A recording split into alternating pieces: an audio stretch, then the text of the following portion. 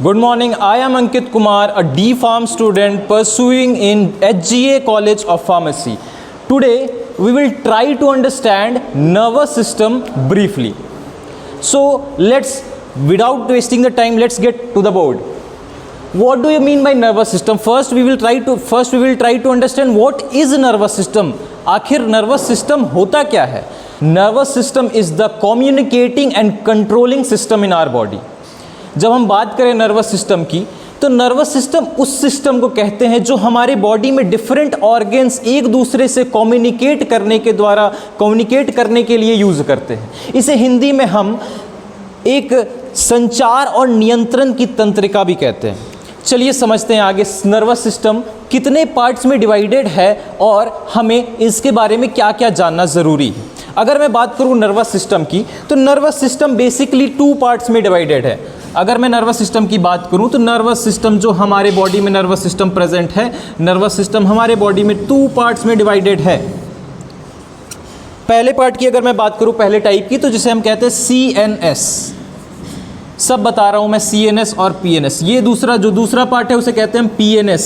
अब बच्चों दिमाग में आप लोगों के आ रहा होगा क्या होता है ये CNS, क्या होता है PNS. अब चलिए लिखते हैं इन सबका full form. CNS stands for central nervous system. Central nervous system. और अगर मैं बात करूं PNS, तो PNS का फुल फॉर्म होता है peripheral nervous system.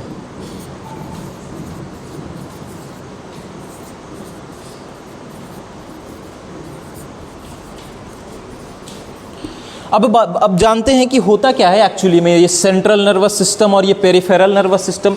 Central nervous system, जैसे हमारे पास नाम है सेंट्रल नर्वस सिस्टम, जैसे इसके नाम के आगे लगा हुआ है सेंट्रल, तो ये एक कंट्रोलिंग सेंट्रल बॉडी होता है हम लोगों के नर्वस सिस्टम का. नर्वस सिस्टम के हम अगर बात करें तो जो सेंट्रल पार्ट होता है उसमें उसे हम कहते हैं central nervous system. Central nervous system की अगर हम बात करें आगे, तो central nervous system it consist of 2 parts. मतलब सेंट्रल नर्वस सिस्टम में हमें 2 चीज़ें देखने को मिलेंगी. हमें 2 चीज़ों के बारे में पढ़ना है बेसिकली. पहला है हमारा ब्रेन और दूसरा है स्पाइनल कॉर्ड. अब दिमाग में ये भी आ रहा होगा what is peripheral nervous system. Then अगर मैं पेरिफेरल नर्वस सिस्टम की बात करूं, तो जितने भी दूसरे नर्व्स हैं आप लोगों के बॉडी में, जितने भी नर्व्स आप लोगों के बॉडी में जो कनेक्टेड हैं, जो डिफरेंट पार्ट्स ऑफ ऑर्गन्स को कनेक्ट करते हैं ब्रेन और स्पाइनल कॉर्ड से, उनको कहते हैं हम पेरिफेरल नर्वस सिस्टम. चलिए आगे देखते हैं कि ब्रेन में एक्चुअली हमें पढ़ना क्या है और हमें स्पाइनल कॉर्ड में एक्चुअली पढ़ना क्या है. वैसे अगर मैं बात करूँ डी फार्म के फर्स्ट सिलेबस जो कि HGA कॉलेज में अगर मैं बात करूँ, तो डी फार्म का सेंट्रल नर्वस सिस्टम जो चैप्टर है वो बहुत ही ज़्यादा वास्ट है. मैं आप लोगों को बस ब्रीफ में थोड़ी सी एक्सप्लेन करने की कोशिश कर रहा हूँ. चलिए बात करते हैं पहले ब्रेन के बारे में. तो जब हम ब्रेन की बात करें तो आपके सामने ये पिक्चर दिख रहा होगा, ब्रेन है ना, ब्रेन का पिक्चर दिख रहा होगा. आप लोगों को समझ में नहीं आ रहा ब्रेन ये किस टाइप से बनाया गया, ब्रेन का डायग्राम ये किस पोजीशन से बनाया गया, क्या आप लोगों को समझ आ रहा है? चलिए मैं आपको एक HGA कॉलेज, मेरे कॉलेज द्वारा प्रदान किए हुए इस स्ट्रक्चर से समझाने की कोशिश करता हूँ. तो ये है हम लोगों का ब्रेन. अब मैं इस ब्रेन को 2 हेमिस्फीयर्स में बांटकर कट कर दूं. 2 हेमिस्फीयर्स में बांटकर अगर मैं कट कर दूं तो हमें मिलेगा एक ऐसा स्ट्रक्चर. आप सबको मैं होप करता हूं कि आप सभी को वीडियो क्वालिटी क्लियर होगी और आप सभी को दिख रहा होगा सब चीज़ें. तो अब इस ब्रेन के पार्ट को हमने यहाँ इस बोर्ड पर डायग्राम ड्रॉ कर दिया है. चलिए अब समझ लेते हैं कि ब्रेन में कितने पार्ट्स होते हैं एक्चुअली में, किन किन का क्या फंक्शन है. तो जब मैं अगर अब ब्रेन की बात करूँ तो ब्रेन भी डिवाइडेड है 3 पार्ट्स में. पहला फोर ब्रेन. सेकेंड पार्ट है हम लोगों का मिड ब्रेन. थोड़े से भी घबराने की बात नहीं है, सारी चीज़ें लास्ट तक क्लियर हो जाएंगी, बस एंड तक हमारे साथ रुके रहिए. फोर ब्रेन, मिड ब्रेन और लास्ट आता है हमारे पास हाइंड ब्रेन. है क्या ये, एक्चुअली में कहाँ प्रेजेंट होते हैं। तो मैं बच्चों बता दूं आपको, ये जो फोरब्रेन है, ये फोरब्रेन, ये जो पार्ट आप लोगों को दिख रहा है इस डायग्राम में, जिसे मैं रेड कलर से मार्क कर रहा हूँ, ये the largest part of brain is called the forebrain. और हम इस पार्ट को हम कहते हैं फोरब्रेन। अगर मैं आप लोगों को इस स्केलेटन की मदद से दिखाने की कोशिश करूँ, इस स्ट्रक्चर की मदद से, तो ये जो पार्ट आप लोगों को दिख रहा है इसे हम कहते हैं फोरब्रेन। हाँ, और जैसे कि दूसरा नाम आता है हम लोगों के पास मिड ब्रेन, नाम है इसका मिड ब्रेन, इसीलिए ये भी प्रेजेंट होगा मिड में, एट द मिड पॉइंट। अगर हम बात करें तो ये पार्ट है हम लोगों के पास मिड ब्रेन। और लास्टली हमारे पास आता है हाइंड ब्रेन, जो कंक्लूड करता है ये part, brain stem and a special structure cerebellum. ये पार्ट है हम लोगों का हाइंड ब्रेन। जैसे कि हम बात कर रहे थे फोरब्रेन की, फोरब्रेन हमारे बॉडी में क्या क्या फंक्शंस रेगुलेट करना है वो भी तो जानना ज़रूरी है ना। तो चलिए जानते हैं फोरब्रेन के बारे में। जैसे कि नाम है इसका फोरब्रेन, और ये है सबसे biggest part of the brain. और फोरब्रेन का काम क्या है, ज़्यादा इंटेलेक्चुअल थिंकिंग, जितने भी हम थिंकिंग पार्ट अपने ब्रेन, जितने भी थिंकिंग्स कर रहे हैं वो सारा फोर ब्रेन से रेगुलेट हो रहा है।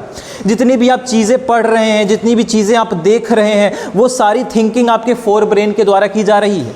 दूसरी बात की जाए तो सेकंड इसका काम है स्टोरेज ऑफ मेमोरी, स्टोरेज या फिर मेमोरी की बात की जाए तो आप रट्टा मारते हैं, आप लर्न करते हैं किसी चीज़ को, तो एक्चुअल में वो स्टोर होकर जाता कहाँ है, वो फोर ब्रेन में स्टोर होता है। अगर हम बात करें तीसरे फंक्शन की, तो फोर ब्रेन का तीसरा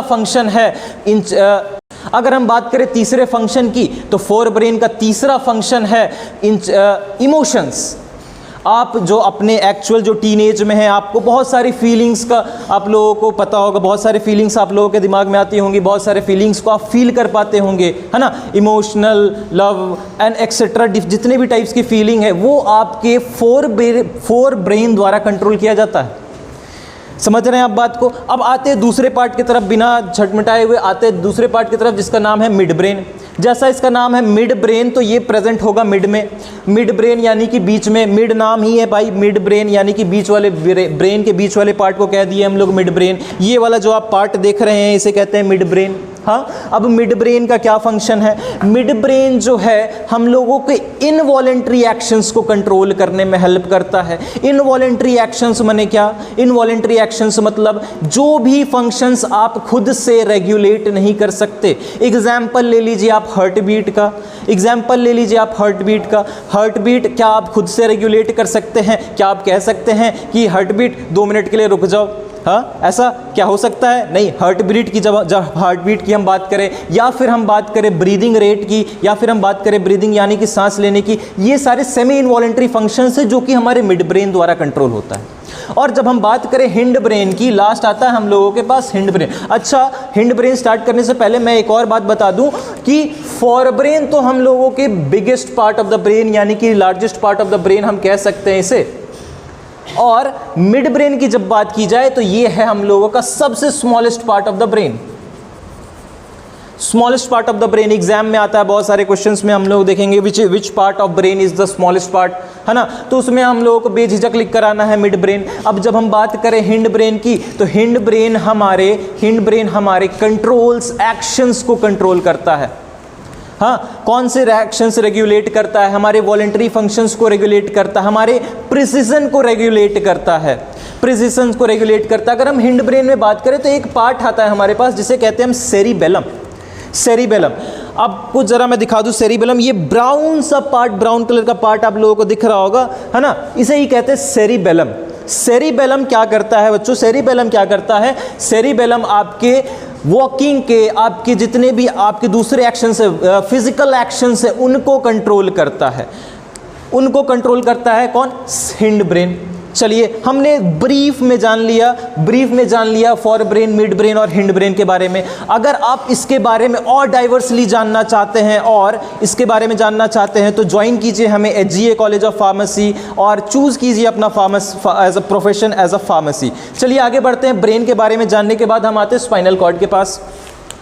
क्या होता है स्पाइनल कॉर्ड? स्पाइनल कॉर्ड एक एक्सटेंडेड वर्जन है ब्रेन का। अगर हम बात करें एक्सटेंडेड वर्जन है ब्रेन का, इसका मतलब क्या हो रहा है भाई? हाँ जी, जब हम बात करें ब्रेन की तो ब्रेन से एक स्टेम, एक इलोंगेशन पार्ट निकलता है जिसे हम कहते हैं स्पाइनल कॉर्ड।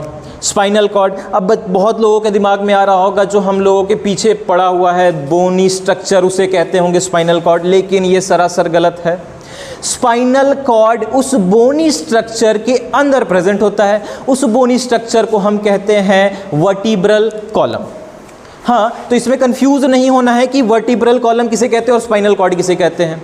स्पाइनल कॉर्ड समझ में आ रहा होगा। चलिए स्पाइनल कॉर्ड के बारे में आप जानते हैं। स्पाइनल कॉर्ड से 31 पेयर ऑफ नर्व्स निकल रही होती है जिसे हम कहते हैं स्पाइनल नर्व्स। 31 पेयर जिसे हम कहते हैं स्पाइनल नर्व्स।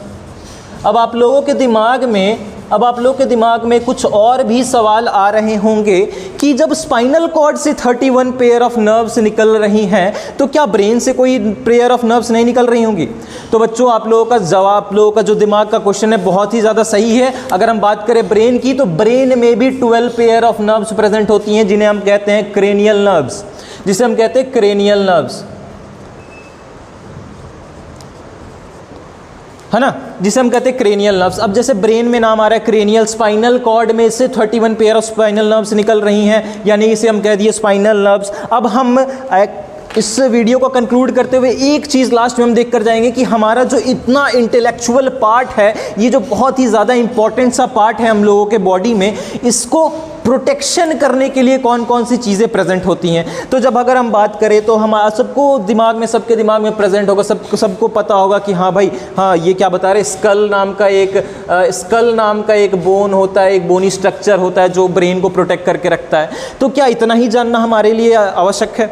नहीं। अगर मैं बताऊं तो स्कल और ब्रेन के बीच में एक फ्लूइड प्रेजेंट होता है, एक फ्लूइड प्रेजेंट होता है। उस फ्लूइड को हम बोलते हैं सेरिब्रो स्पाइनल फ्लूइड। अब इस फ्लूइड का क्या काम है? मैं इस फ्लूइड का काम बता दूं कि ये जो सेरिब्रोस्पाइनल फ्लूइड है, ये एज अ कुशनिंग मटेरियल काम करता है, कुशन जैसा काम करता है कि जो हमारा ब्रेन है, इंटेलेक्चुअल पार्ट, इसको और स्कल के बीच में जो ये जो जगह है, इसमें सेरिब्रोस्पाइनल फ्लूइड जो भरा होता है, ये कुशनिंग का काम करता है कि आप कहीं पे भी अगर किसी हाल से अगर एक्सीडेंट हो, है ना, एक्सीडेंट हो जाए, खुदा ना खास्ता कभी एक्सीडेंट हो, तो फिर क्या होगा कि ब्रेन जो है प्रोटेक्टेड रहेगा with the outer external injuries. समझ रहे हैं आप मेरी बातों को? अब ये तो बात हो गई इस प्रोटेक्शन की। प्रोटेक्शन में भी अगर हम देखेंगे कि जो क्रेनियम है, यानी कि स्कल है, इसे हम बोलते हैं प्यार से क्रेनियम। स्कल बोन को हम प्यार से बोलते हैं क्रेनियम। अब क्रेनियम में भी हमें 3 पार्ट्स देखने हैं। ये सब ब्रीफ है। अगर हम बात करते हैं क्रेनियम में, तो क्रेनियम में हमें 3 पार्ट्स देखने को मिलते हैं, 3 लेयर्स देखने को मिलते हैं। पार्ट्स बोलूं तो गलत हो जाए, अगर मैं 3 लेयर्स कहूं तो बहुत ज़्यादा सही शब्द आ रहा है। 3 लेयर्स क्रेनियम के इन द सेंस क्या कि ब्रेन, सेरिब्रोस्पाइनल फ्लूइड और उसके ऊपर जो हमारा स्कल बोन है, यानी जिसे हम क्रेनियम कह रहे हैं, उसके 3 लेयर्स हमें जानना ज़रूरी है। पहला जिसे हम कहते हैं आर्केनॉइड मैटर,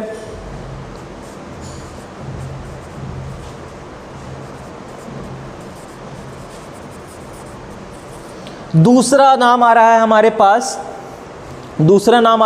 पास ड्यूरा मैटर, और तीसरा है हमारे पास पाया मैटर।